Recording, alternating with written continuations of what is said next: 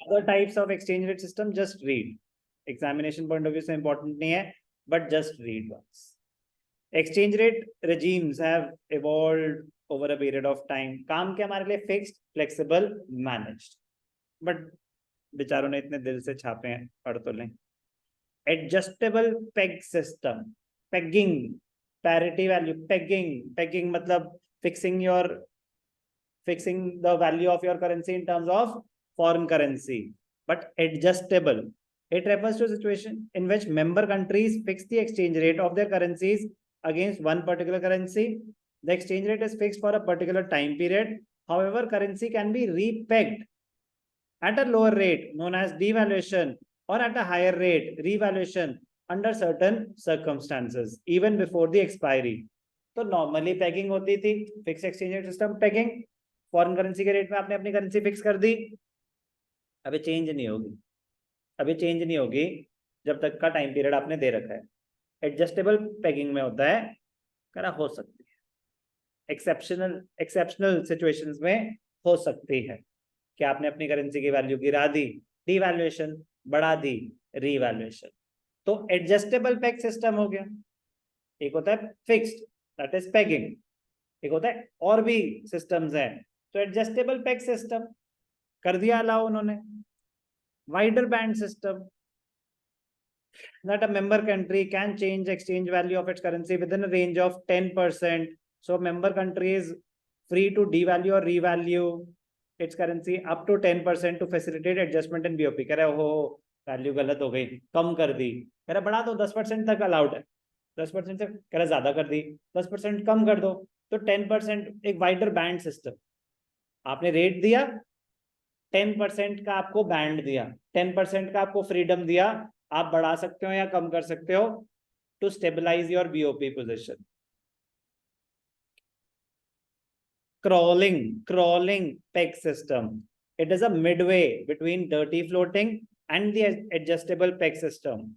According to this, a country specifies the parity value for its currency and permits small variation around that parity.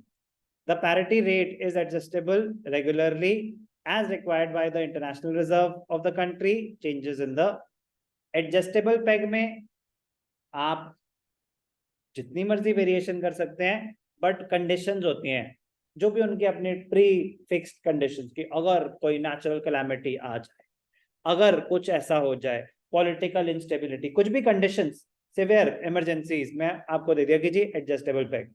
एक हो गया wider band. Wider band मतलब जब भी आपको लगे कि भाई साहब रेट सही नहीं चल रहा, आप 10% प्लस माइनस कर सकते हो.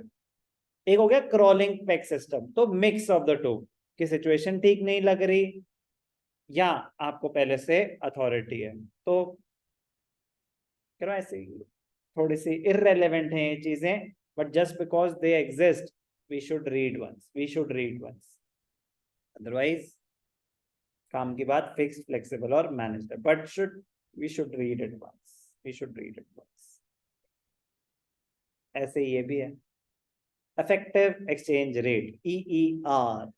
It refers to the measure of average relative strength of a country's currency with respect to other currencies. Effective exchange rate. एक होता है NER, एक होता है REER. Nominal effective exchange rate, it refers to the measure of the average relative strength of a given currency with respect to other currencies without eliminating the effect of price change. Strength का मतलब होता है purchasing power. Strength का मतलब होता है purchasing power, कि उतने रुपए से आप खरीद कितना पाएंगे फॉरेन कंट्री में. एक होता है नॉमिनल, एक होता है real. When the nominal effective exchange rate is adjusted for inflation. Nominal में तो प्राइस चेंजेस कंसिडर ही नहीं कर रहा, क्योंकि हर कंट्री का इन्फ्लेशन रेट अलग होता है. तो कह रहा जरूरी थोड़ी ना है कि $1 80 रुपए का हो गया तो 80 रुपए का सामान जितना यहाँ आ रहा है 80 रुपए का यूएस में भी उतना ही आएगा. कह रहा जरूरी थोड़ी ना. कह रहे यहाँ पे इन्फ्लेशन रेट अलग है, वहां पे इन्फ्लेशन रेट अलग है, वहां पे चीजों की वैल्यू अलग है. Just read once. These are not important from examination point of view. School level पे तो देखो यार वो कुछ भी पूछ सकते हैं, बट बोर्ड्स में ऐसी बातें आज तक नहीं आई, but knowledge point of view से नो हार्म कि एग्जिस्ट तो करती हैं, उसमें नहीं, आपके करिकुलम में नहीं, मतलब बोर्ड पॉइंट ऑफ व्यू से। But read nominal effective exchange rate, effective exchange rate बताता है आपकी स्ट्रेंथ, आपकी purchasing power. Nominal without taking into consideration the price level, real after taking into consideration the price level. Simple है चीजें, they sound technical but they are not that technical. मैं कह रहा हूं EER अफेक्टिव एक्सचेंज रेट आपकी currency की strength बताता है। क्या बताता है? आपकी करेंसी की strength in terms of foreign currencies.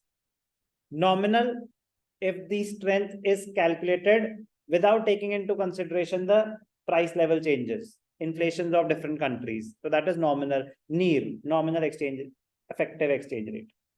एक होता है real, real REER,